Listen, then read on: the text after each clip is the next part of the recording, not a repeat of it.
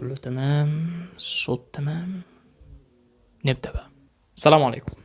ازيك يا صديقي؟ عامل ايه؟ اخبارك ايه؟ انا كويس الحمد لله. لو انت بتسأل عليا يعني انا زي الفل الحمد لله. 3 شهور كتير. فترة طويلة، قعدنا فترة طويلة ان احنا منزلش، وحاولت ان انا اجدد ال- الليفل يعني بتاع القناة، واجدد المحتوى بتاع القناة عشان انزل بقى فيديوهات والشغف والكلام ده. بس برضه يعني احنا عدنا اليكم من جديد بفيديو جديد.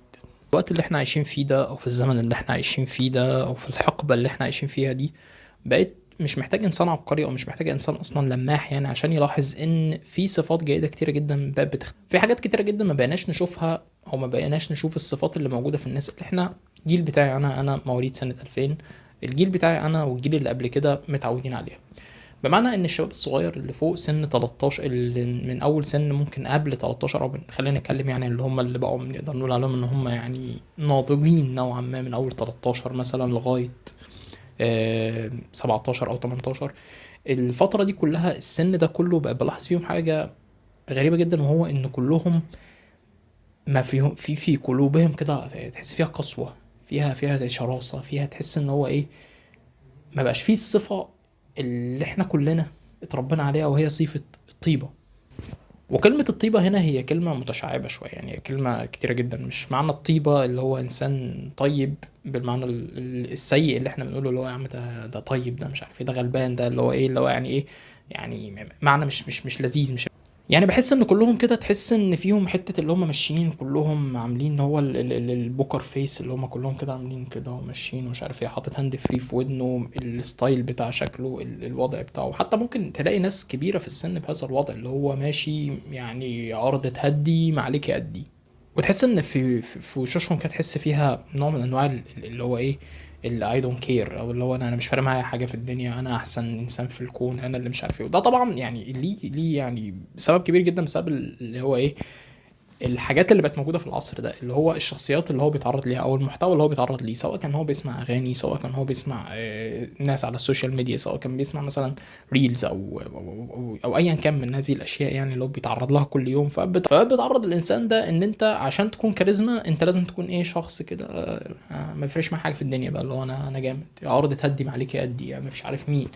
وده بتلاحظ ده حتى في اللي هو النوع الجديد من الاغاني اللي هم بيسموه، اللي هو البامب الراب ده، اللي هو كل الاغاني انا جامد، انا فشيخ، انا مش عارف ايه، انا كذا انا كذا انا كذا. فبقى كلهم حته الكاريزما، انا المشطشط، انا المولع، انا اللي حريكو، انا اللي مش عارف ايه. ايه يا جماعه في ايه؟ وقد ابان باللي انا بقوله ده ان انا إيه يا عم، انت مكبر الموضوع كده ليه؟ انت عجوز ولا إيه؟ انت مش مواكب العصر اللي انت عايش فيه. والله انا مش عايز ابقى واكب، لو هو ده العصر فانا مش عايز اواكبه. انا مش عاجبني اصلا الليفل اللي الشباب الصغير ده بيفكر فيه، لان ده زي ما قلت في اول الفيديو، ده بيطمس حاجة مهمة جدا، وهي صفة الحنية او صفة الطيبة. انا الجيل بتاعي اتربينا كلنا من واحنا صغيرين على القناة العظيمة، قناة سبيستون، اللي ادتنا حاجات كتيرة جدا، غزت من جوانا كده شوية مشاعر وشوية صفات. لما طلعنا ولما كبرنا فضلت جوانا، فضلت محفورة جوانا. حتى الإنسان مع الحاجات اللي بيتعرض لها، مع الحاجات الكتير اللي هو بيشوفها، مع الأشياء السيئة اللي بيتعرض لها والضغوطات، ولما كبرت لقيت إن الحياة أصعب بكتير مما أنت كنت متصورها وأنت صغير. ولكن مع كل ده برضه فضلت فيك الصفات اللي أنت اتربيت عليها. الطيبة، اللي هو الصداقة، اللي يعني نحب لأخي، تحب لأخي كما تحب لنفسك، وده طبعا حاجة أساسية عندنا في الدين. طلعنا، أو جزء كبير مننا طلع بالشكل ده. دلوقتي انا بمشي ساعات في الشارع والله كتير جدا، بلاقي ان كل الناس هي ماشيه بمبدأ انا مش فارق معايا حد. احنا ليه بقينا كده؟ احنا ليه وصلنا لمرحله ان احنا بقينا قلوبنا قاسيه كده بالشكل ده؟ ليه الناس ما بقتش تتمنى الخير لبعض؟ ليه الناس ما بقتش حنينه على بعض؟ ليه ما بقناش نستحمل بعض؟ ليه ما بنعديش لبعض؟ ليه كل الكلام ده؟ ليه ما حدش فينا طايق التاني؟ يا عم ماشي الدنيا صعبة، بس على الأقل لو أنا وأنت ومش عارف مين ومين ومين كلنا عدينا لبعض، وكلنا بصينا لبعض، حتى ابتسامة يا سيدي صدقة. فيعني الرسول عليه الصلاة والسلام قال لك تبسمك في وجه أخيك صدقة. حتى التبسم أبسط حاجة في الدنيا. فحتى دي مبقتش تشوفها، بقت تشوف كده اللي هو نوع من أنواع البوكر فيس، اللي مفيش حد فارق معاه أي حاجة في الدنيا. فرغم كل الضغوطات اللي الإنسان بيمر بيها دي يا باشا، حتى خلينا نعديها مع بعض. فيا صديقي، يا اللي بتتفرج على الفيديو، لا أعلم ما هو عمرك، ولكن خليك إنسان طيب، خليك إنسان حنين. خليك انسان بتحب الخير للناس، خليك انسان كويس، خليك من الناس اللي قلبها طيب، اللي قلبها حنين، اللي صفة الكايندنس لسه موجودة فيها. لان الناس دي احنا محتاجينها والله في حياتنا، في عصر الماكينات وعصر الآلات وعصر التطور بشكل مش طبيعي، اللي بقى كل حاجة فيها سريعة ومميكنة بشكل مش طبيعي بقى حرفيا يعني. والاي اي اللي موجود في كل حتة، والدنيا بقت سريعة وصعبة جدا على البني آدم. فيا صديقي بلاش نبقى كمان قلوبنا هي كمان اي اي. بلاش نكون يعني حتى الصفات بتاعتنا بقت اي اي. بقينا ماكينات احنا كمان، بقينا شغالين في عصر الماكينات كمان، احنا بقينا ماكينات.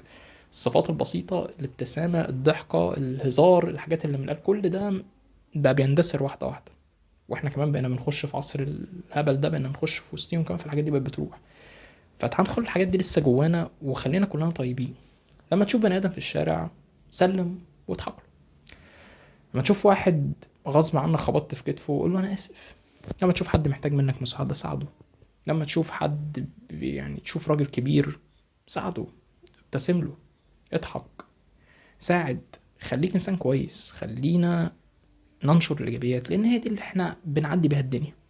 الرسول عليه الصلاة والسلام قال لك يدخل الجنة وناس أفئدتهم مثل أفئدة الطير. ربنا سبحانه وتعالى قال لنا بسم الله الرحمن الرحيم يوم لا ينفع مال ولا بنون إلا من أتى الله بقلب سليم. في الدنيا دي كلها مش فارق معاك غير إن قلبك يكون سليم. وقلبك يكون سليم دي ليها معاني شاسعة ومعاني كبيرة جدا، يعني محتاجين حلقات كتيرة جدا عشان نتكلم عليها. ولكن ملخص اللي أنا عايز أقوله بكل بساطة، خليك إنسان طيب، خليك إنسان حنين، خليك إنسان كويس، خلي عندك صفة الحنية، خليك إنسان خير، بتحب الخير للناس، بتساعد الناس، بتعمل الخير، بتعتذر لما بتغلط، بتقف مع الناس في الصح، بتقول الصح، بتعمل اللي تقدر عليه، بتنشر الإيجابيات. مش إنسان سلبي، مش إنسان وحش. لما تتغلب عليك الحياة ولما تقضي عليك الحياة، معلش لما تنكسر بس ما تطلعش انكسارك ده بقية مشاعر سلبية تأذي بيها ناس تانية. خلينا كلنا ناس كويسة، وخلينا كلنا نتحمل بعض. والله العظيم هي دي اللي باقية، وده المهم. فيا صديقي يا اللي بتشاهد هذا الفيديو، أتمنى إن احنا كلنا نكون ناس طيبة، وإن احنا كلنا نتمنى الخير لبعض. وأتمنى ليك يوم سعيد، وأتمنى أن أنت تكون كمان بصحة كويسة وبصحة نفسية كويسة. وأشوفك إن شاء الله في فيديو جاي. السلام عليكم.